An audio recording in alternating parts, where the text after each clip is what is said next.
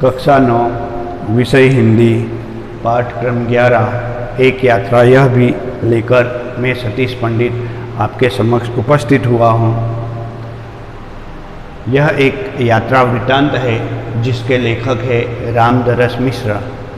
इस पाठ के माध्यम से, इस यात्रा वृत्तांत के माध्यम से लेखक नारी के प्रति जनमानस का दृष्टिकोण सुयोग्य होने की बात कह रहे हैं कि जनमानस में रिक्शे वालों का स्थान उतना योग्य नहीं, लेकिन रिक्शे वाले भी आखिर एक मनुष्य होते हैं। उनके मन में भी मानवीय संवेदनाएं भरी होती है और मानवीय संवेदनाओं से युक्त मोहन नामक एक रिक्शे वाले की बहुत ही महत्वपूर्ण बात यहाँ बताई गई है।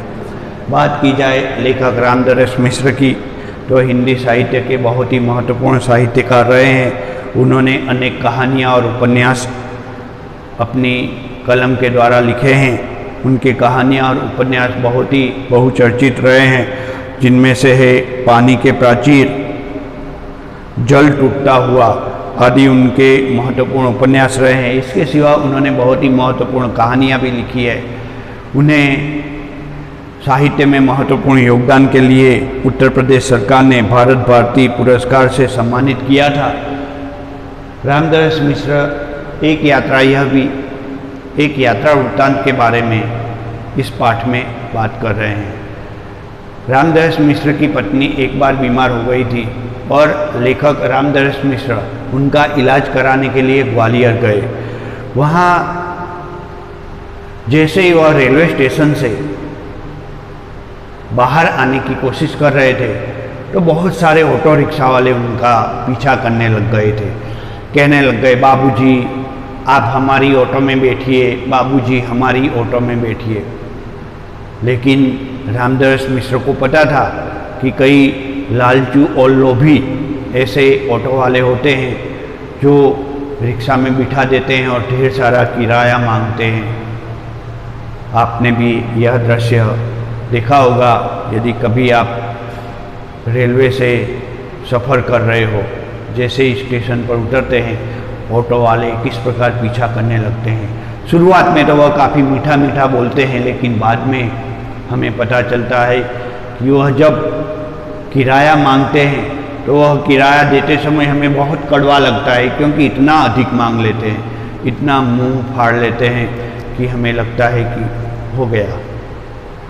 ऐसे कई अनुभव लेखक रामदरस मिश्र को अपने जीवन में हुए हैं। इसलिए लेखक जल्दी किसी ऑटो वाले पर अपनी पसंद नहीं उतार रहे, लेकिन उसी में एक नौजवान युवान जिसका नाम मोहन है, वह लेखक को जिद करके कहता है, बाबूजी आपको कोई ना कोई ऑटो तो पकड़नी ही होगी ना, मेरे ऑटो में क्या बुराई है, आप मेरी ही ऑटो में सफ़र कर लीजिए, मैं अधिक किराया नहीं मांगूंगा, विश्वास कीजिए बाबूजी, आप जो कहेंगे मैं वह ले लूँगा, आप जो जितना पैसा देना चाहे आप चिंता मत कीजिए, बाबूजी आप मेरी ऑटो में बैठ जाइए। लेखक सोचता है चलो ना कोई ऑटो तो पकड़नी ही पड़ेगी, इसलिए उस ऑटो में बैठ जाते हैं। कहते हैं कि हमें इस क्लिनिक में जाना है, और उसके बाद लेखक रामदरस मिश्र अपनी पत्नी के साथ उस ऑटो में सफ़र करने लगते हैं। कुछ समय के बाद जिस क्लिनिक में, जिस अस्पताल में जाना था इलाज करने के लिए अपनी पत्नी का, रामदरस मिश्र को वहाँ पहुँचा जाता है। लेकिन देखते हैं कि वहाँ अस्पताल बंद हो गया होता है। वहाँ लिखा हुआ होता है कि डॉक्टर ने अपनी जगह बदली है। अब भाई क्या करें, वापस उसी ऑटो में बैठ जाते हैं। नए पते पर जाया जाता है और वहाँ जा कर के लेखक उस ऑटो वाले को किराया देते हैं। कहते हैं कि कितना हुआ, वह कहता है बाबूजी यह तो बोनस हुआ, क्योंकि आपको तो कहीं और जाना था, वहाँ अस्पताल बंद था, डॉक्टर ने अपनी जगह बदल दी, तो वहाँ से यहाँ तक का किराया तो मुझे एक्स्ट्रा मिल रहा है, जो चाहे दे दीजिए। ऐसा बहुत कम देखा जाता है। लेखक भी कहता है कोई बात नहीं, चलो दे देते हैं। इच्छा अनुसार वहाँ किराया दे दिया जाता है। अस्पताल में करीब 1 घंटा लगता है। उसके बाद लेखक जब वहाँ वापस आते हैं तो वह ऑटो वाला वहीं खड़ा था। अब यह एक आश्चर्य की बात है, क्योंकि 1 घंटे तक कोई ऑटो वाला किसी की इंतजार ही नहीं करता।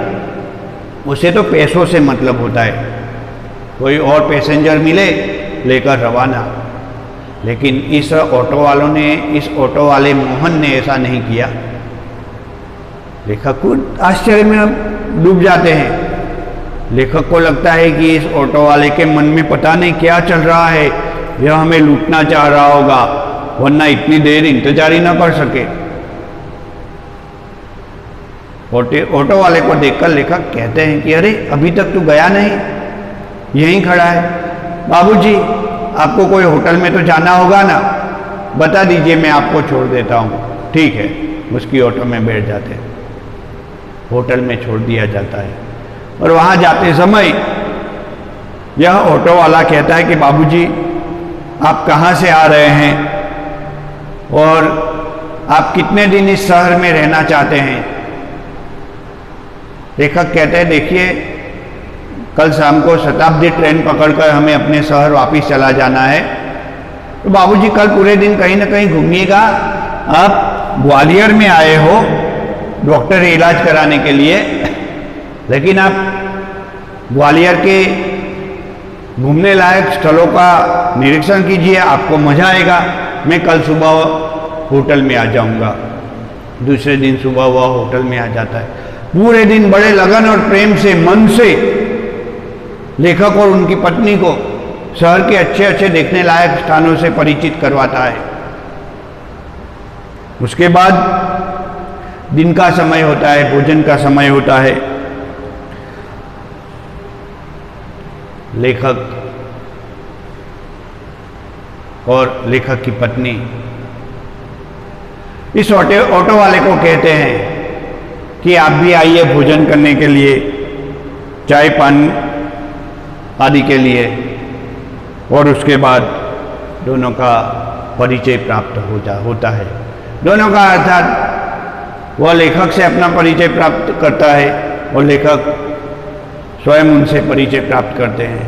उसके बाद यह ऑटो वाला जो अपना परिचय देता है, उससे लेखक आश्चर्यचकित हो जाते हैं। लेखक की पत्नी कहती है कि आप इसी शहर के रहने वाले हो। वह कहता है कि नहीं, मैं तो आगरा का रहने वाला था, लेकिन मुझे आगरा से ग्वालियर आना पड़ा।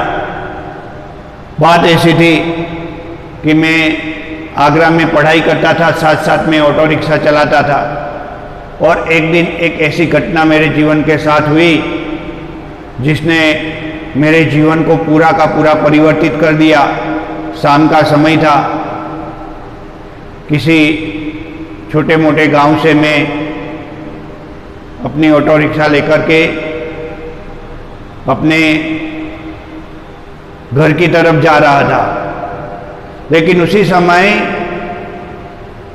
यह ऑटो रिक्शा वाला कहता है कि उसी समय एक लड़की भागती हुई मेरे पास आई और कहने लग गई कि मुझे बचा लीजिए, मेरा बाप मेरी शादी एक बूढ़े आदमी से करवाना चाहता है, मुझे आप बचा दीजिए, मुझे बचा लीजिए। और मैं उसे पुलिस स्टेशन में ले गया। वहाँ पुलिस वाला भी बहुत ही विचित्र निकला, वह एक कवि भी था। वह कहने लगा कि इस लड़की को बचाना मुश्किल है, क्योंकि इस लड़की के परिवार वाले ही इसके दुश्मन बन चुके हैं। वह बूढ़े से, कोई बूढ़े व्यक्ति से इसकी शादी करवाना चाहते हैं। पुलिस वाला कहने लगा कि मैं चाहूँ तो तुरंत इसके माँ बाप सबको और जिसके साथ शादी करवाना चाह रहे हैं इस लड़की का, उस सबको, उन सभी को कारावास में, जेल की कोठरी में डाल सकता हूँ, लेकिन फिर इस लड़की का क्या होगा। मैं तब तक इस लड़की की व्यवस्था कर लेता हूँ कि इस लड़की को कहाँ रखा जाए। लेकिन यह एक युवान लड़की है और आप भी एक युवान हो, आप शादीशुदा हो। रिक्शा वाला कहता है कि नहीं, मैं शादीशुदा नहीं हूँ, मेरी अभी शादी नहीं हुई है। तो पुलिस वाला कहता है तो फिर इस लड़की के साथ शादी कर लो, खूबसूरत भी है, अच्छी भी है, क्या तुम्हें यह अच्छी नहीं लगती। और लड़की को भी पूछता है कि यह ऑटो वाला तुम्हें पसंद नहीं। तो लड़की कहती है कि मुझे तो बस उस बुढ़े से शादी नहीं करनी, बाकी यह ऑटो वाले को भी मैं थोड़ा बहुत जानती हूँ। यह ऑटो वाला जो मोहन था वो भी उस लड़की को थोड़ा बहुत जानता था। वह कहता है पर मैं शादी, बोले क्यों, आप बीच में ये पर क्यों लगा रहे हो? तो यह लड़का कहता है ऑटो वाला कि मेरे जीजाजी ने, जीजाजी की बात नहीं करता, वह कहता है कि मेरे भाई ने मेरी शादी अपनी साली के साथ करने का निश्चय किया है, तो मैं अपनी भाभी की बहन के साथ शादी करना चाहता हूं। तो यह कवि जो था पुलिस इंस्पेक्टर, वह कहता है कि अरे वह कहाँ भागे जाती है, उसकी शादी तो कहीं भी अच्छे घराने में हो सकती है, तुम वहां ना कह दो, इसके साथ शादी कर लो। और अंततः एक मुश्किल में पड़ी हुई, आपत्ति में पड़ी हुई लड़की के साथ शादी करने के लिए यह ऑटो वाला तैयार हो जाता है, लेकिन उसका खामियाजा इस ऑटो वाले को भुगतना पड़ता है। उसका भाई और भाभी इसका अनादर करते हैं। ग्वालियर, आगरा में उसका रहना मुसीबत का कारण बन जाता है, क्योंकि उसकी भाभी तो उसे एक थप्पड़ ही मार देती है और भाई तो घर से बाहर निकाल देता है। अब यह नए शहर ग्वालियर में आकर रिक्शा चलाकर साथ साथ में अपनी पत्नी के साथ रहता है। उसने शादी कर ली वह रिक्शा में भागने वाली लड़की के साथ, अपना बचाव करने वाली लड़की के साथ। लेकिन विद्यार्थी, इससे हम देख सकते हैं कि वह स्वयं भी कहता है कि मैंने एक बार उस लड़की के ऊपर उपकार किया, लेकिन वह हमेशा मेरे ऊपर उपकार कर रही है, मेरा बहुत ही अच्छा ध्यान देती है। नारियों के प्रति, नारी के प्रति जनमानस की संवेदना की बात बताई गई है। मैं यह पाठ वाचन करके आपके समक्ष महत्वपूर्ण जानकारी देना चाहूँगा। सभी विद्यार्थी एक बार पाठ वाचन अवश्य करें। मैं बहुत यात्रा भीरू हूँ, यात्रा पर निकलते समय डर बना होता है कि पता नहीं कैसे कैसे लोगों से पाला पड़ेगा।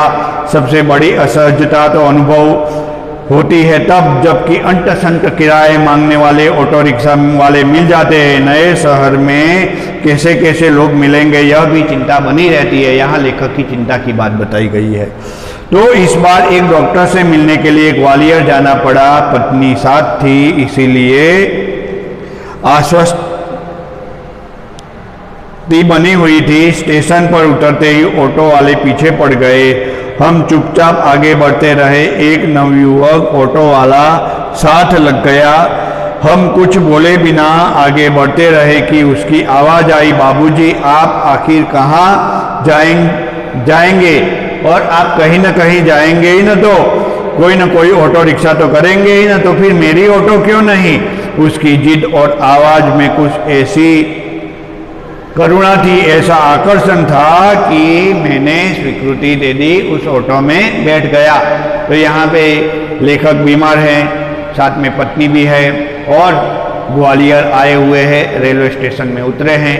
वहाँ ऑटो वाले पीछे पड़े हुए हैं। एक नौजवान ऑटो वाला बहुत ही अच्छी वाणी से कहता है, लेखक उनकी ऑटो में बैठ जाते हैं।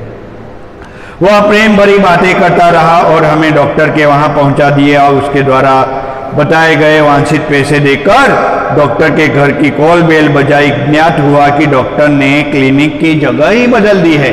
लोग करे क्या, नई जगह पर जाना पड़ेगा। ऑटो वाला बिना हमारे कहे हमारा इंतजार कर रहा था, हमें नई जगह पर पहुंचा दिया। मैंने पूछा कितने पैसे दूं?